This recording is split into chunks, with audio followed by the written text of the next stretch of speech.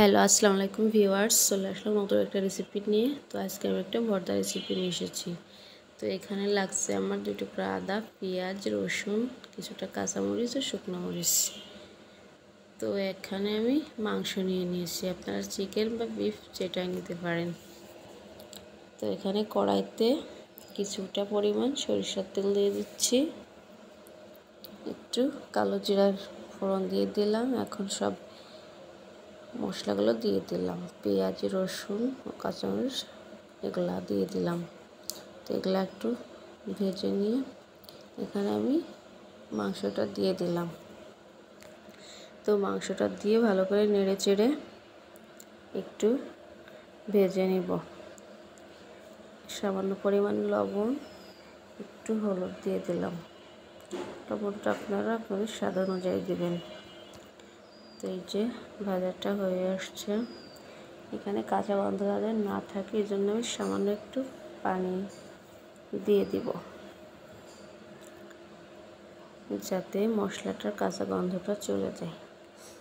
তো এটা পানিটা শুকাই ভালো করে ভেজে নিব। তো আপনারা অনেকে মাংসের ভর্তা খেয়েছেন বা দেখেছেন, এক একদিন এক এক রকমভাবে বানায়। তো আমি আজকে এভাবে বানালাম, আপনারা অবশ্যই বাসায় ট্রাই করবেন। আর প্লিজ আমার চ্যানেলটা সাবস্ক্রাইব করবেন। আর যারা অলরেডি করে দিয়েছেন সাবস্ক্রাইব, তাদেরকে অনেক অনেক ধন্যবাদ আমার পাশে থাকার জন্য।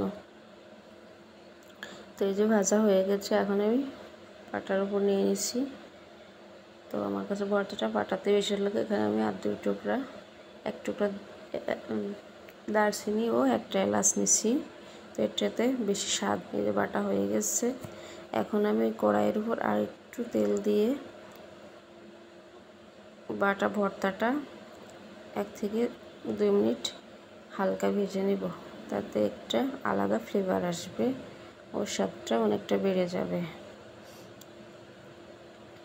তো এই যে হয়ে এসেছে, এটা বেশিক্ষণ ভাজবেন না, 1 বা 2 মিনিটের মধ্যে এটা কমপ্লিট হয়ে যাবে।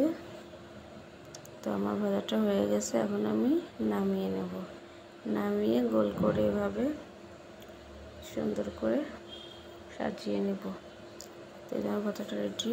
তো আসসালামু আলাইকুম, আল্লাহ হাফেজ।